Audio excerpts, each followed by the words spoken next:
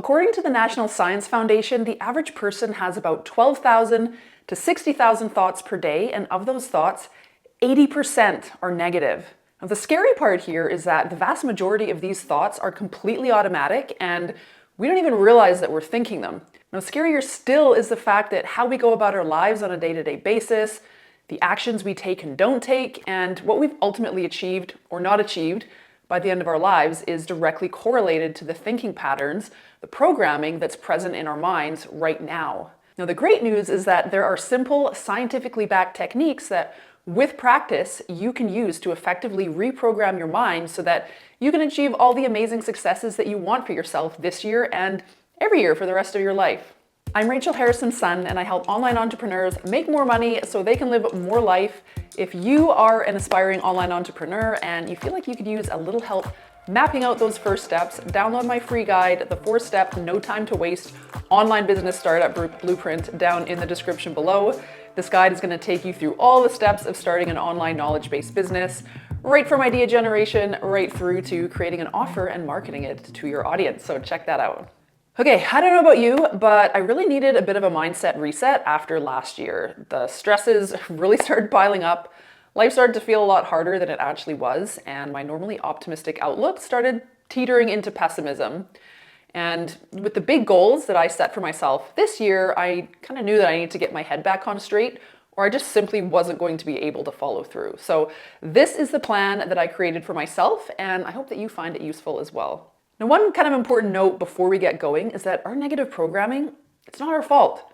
Many, if not most, of our negative thinking patterns are passed down from our parents, and our parents got them from their parents and so on. And also, just from an evolutionary standpoint, those programs really are there to help us survive and protect us. But ultimately, they're disempowering and they can stop us from reaching our true potential. So it's not our fault, but it is up to us in the here and now to fix that. So that's what we're going to do. The very first step in being able to effectively reprogram our minds for success is to recognize that we are deserving of it in the first place. Now, this really comes down to loving ourselves and just recognizing our inherent worth as a human being. Surprisingly, or maybe not surprisingly, this is extremely hard for a lot of us.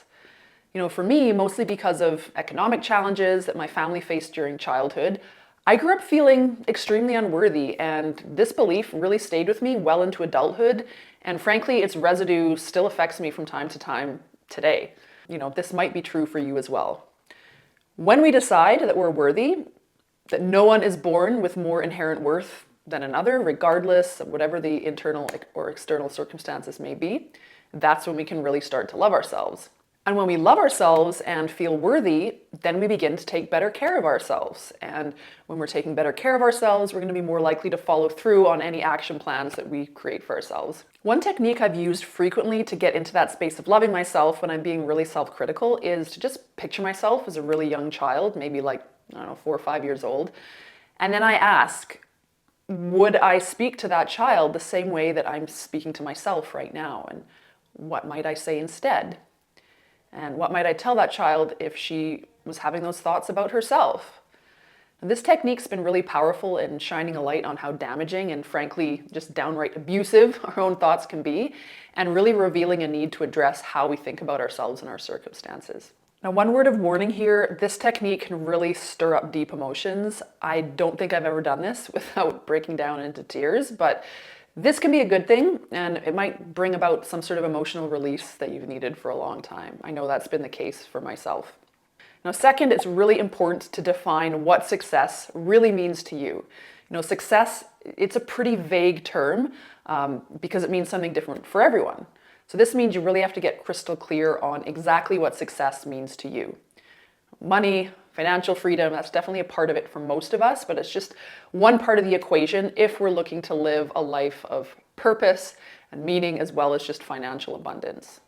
Now, for me, my driving force is always to provide a safe, comfortable, happy life of loving relationships and enriching experiences for me and my family.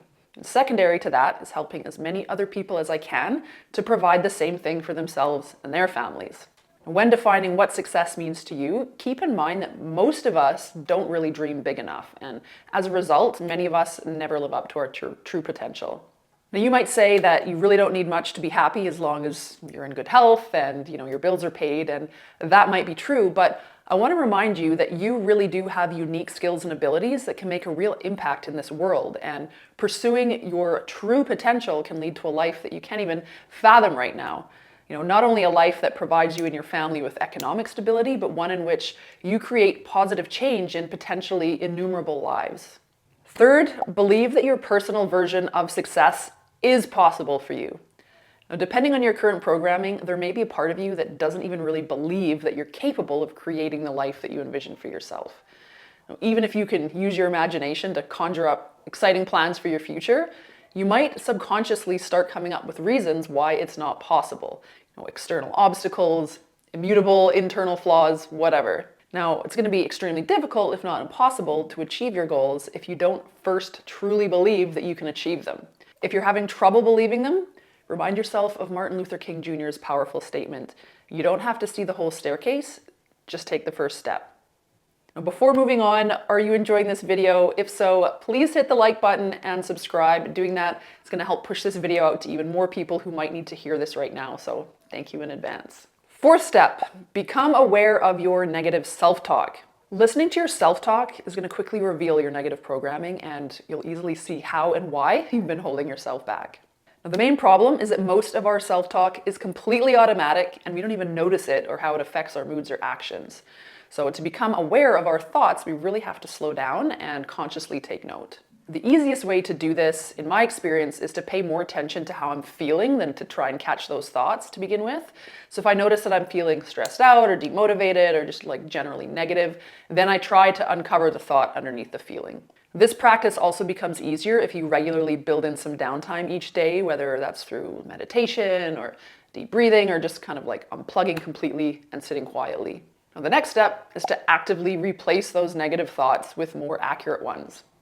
So as I mentioned at the top, according to the National Science Foundation, the average person has about 12,000 to 60,000 thoughts a day, and up to 80% of those are negative thoughts. But they really don't have to be. We can tip the scales by becoming more aware of our thoughts and replacing the negative, mostly inaccurate ones with more accurate positive thoughts. So I've been doing this for the last 20 years using cognitive behavioral therapy techniques that I learned from this book, The Feeling Good Handbook by David Burns. As you can see, it's definitely 20 years old, very well loved with, 10,000 bookmarks and pages falling out. This book really was instrumental in me dealing with my depression, and it may honestly have even saved my life. I don't even think that's an exaggeration. The main principle behind CBT is that external events lead to our interpretation of those events, and that interpretation leads to our self-talk, and the self-talk creates our feelings and our reactions. So following that logic, if we can alter our interpretation of external events and that self-talk that follows, then we can impact how we actually feel and react to those events. So this really is the crucial, scientifically backed way that we actually reprogram our thinking patterns. It's really best to do this as it's happening. So when you notice yourself having a negative thought, or you're feeling, you're having a negative feeling, and then you think about what is that thought behind it, and then write down that thought. Then you're going to write down a positive counter statement that's going to effectively invalidate your negative self-talk. If you can do this practice consistently on a day-to-day basis, you're going to slowly develop the ability to just talk back to those negative thoughts automatically without actually having to need to write them down. Now, if you find it difficult to replace your negative thoughts with positive thoughts because you're actually afraid that your negative thoughts are actually true, then you can investigate them further just by using a simple line of rational questioning. So you can ask yourself, what is the evidence that this is true? Is this always true? Is there a more accurate way for me to reflect this? Am I being fully objective? So the idea is to really see if your negative self-talk actually stands up under careful objective scrutiny. So quick example, if I have the thought, I never reach my goals, so why even bother creating any this year? My counter statement might be, it's not true that I've never achieved a single goal. And if I'm not reaching my goals right now, I can assess my goal setting process, pinpoint where things are going wrong, and then make changes that can improve my chances of reaching my goals next time. So this takes a disempowering, self-sabotaging thought and turns it into a more realistic, empowering thought that leads to a clear action step. This really is the best way to become aware of your negative programming and permanently change it. And it also has the benefits of just generally helping to relieve stress, as well as helping to treat depression and anxiety. If you want a little bit more of a deep dive into how I use CBT techniques and how it's kept me depression-free for the last 2 decades, you can check out this video here, which I've linked down to below. And again, I really also recommend this book as well, Feeling Good Handbook by David Burns. 6th, visualize your success. Your daily mindset practices should include spending time visualizing your desired outcome. Visualization is an exercise that elite athletes use regularly all over the world to condition their brains for successful outcomes, and anyone can use the same technique to increase the odds of their own success.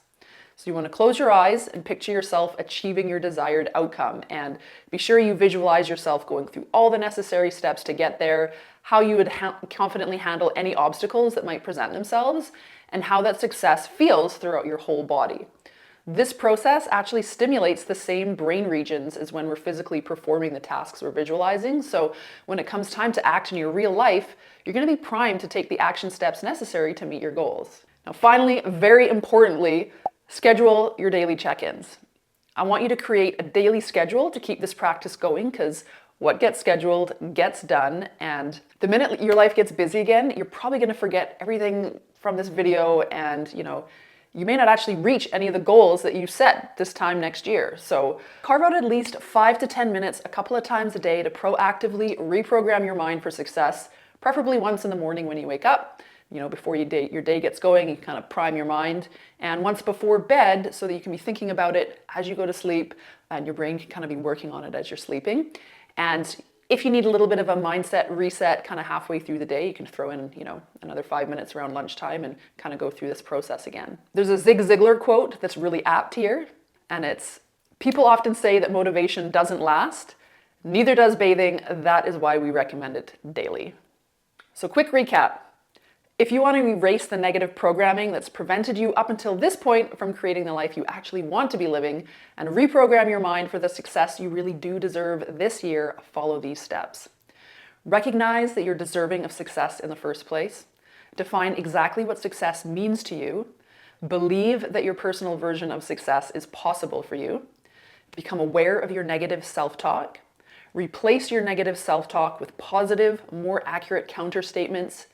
Use visualization to train your brain for a positive outcome, and create a daily practice for countering your negative self-talk and for visualization, so that over time you will actually reprogram your brain for the successful life you're after, whatever that looks like for you. Now, if part of your successful year involves creating a brand new online business, but you need a little bit of help getting started, then please go ahead and grab my free guide that I've linked to down in the description below, the 4-step, no time to waste online business startup blueprint. Again, this guide's going to take you through all the steps of starting an online knowledge-based business, from idea generation to creating an offer and then marketing it to your audience. So please check that out. You can also join my free Facebook group, Rachel's Sandbox. Also check out this video next to find out how I turned $100 into $1 million. And if you liked this video, please do hit that like button, subscribe, and share it with anyone that you think might find it helpful. Thanks for watching. See you next week.